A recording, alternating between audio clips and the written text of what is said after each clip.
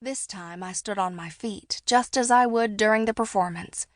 I closed my eyes and began to play the most challenging passages. My bow slid across the violin and the music cascaded from the strings. First, the notes were smooth and slow, as the character represented here, Fortunato, searches for his missing lover in the alpine forest. The bow went sliding up, up, up, and then down again as I began to pluck out the frantic pacing of Fortunato as he finds only his lover's magical shoes. Such a passionate piece. I paced the wooden floor of the stage and kept my arms in perfect position. Nearing the end now. More frantic, Ginger, but keep the notes crisp.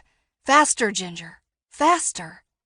I tugged the last note, and the sound hung in the air just as I commanded it to.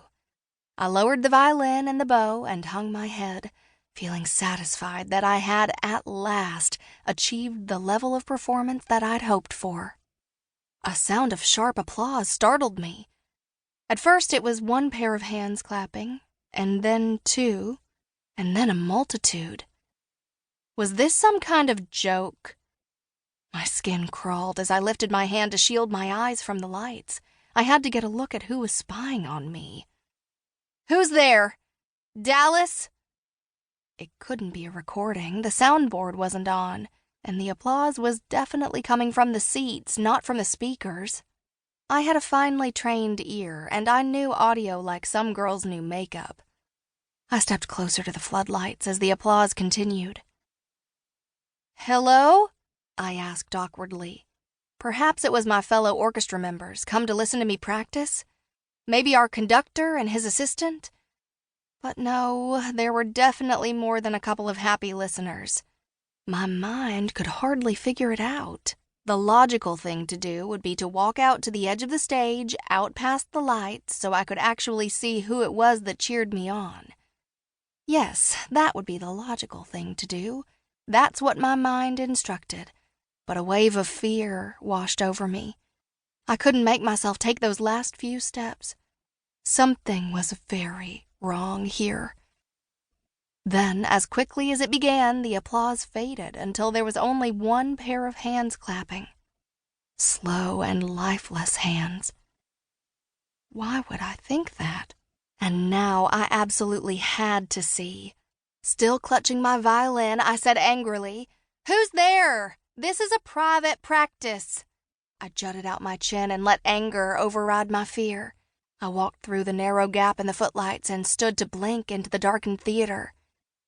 I glanced around and saw no one in the balconies above. The left and right wings were empty. But no, that wasn't right. I wasn't alone after all. A woman sat in the center section only 2 rows from the stage. How had I missed her?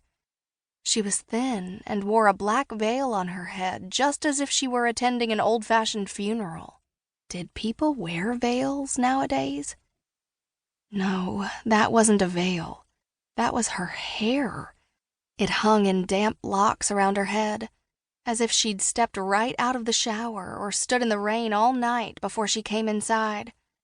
It wasn't raining out, was it? "This is a closed practice. You'll have to leave," I said to the dark figure. She didn't answer me, but sat perfectly still. Her face remained obscure, and that disturbed me to no end. "Did you hear me? Ma'am, you'll have to leave." Without a word, she rose from the chair and slowly lifted her head. As her dark hair moved away from her face, I gasped. Her skin was a mottled gray color, her lips pale, her eyes dark and empty. She was so gray she couldn't be alive. I had to be looking at a ghost, and she was looking back at me. I took a step away, hoping to hide from whatever she was. This can't be real. "You'll have to leave," I whispered, unwilling to believe what my own mind told me. "But it's my turn." "Oh my God!" I moved further back on the stage, hoping whatever it was would disappear. I nearly tripped over my violin case. I reached down to grab it, but as I did, I realized I wasn't alone here either. Somehow she'd cleared the stage without my detecting her because she was standing near me. "It's my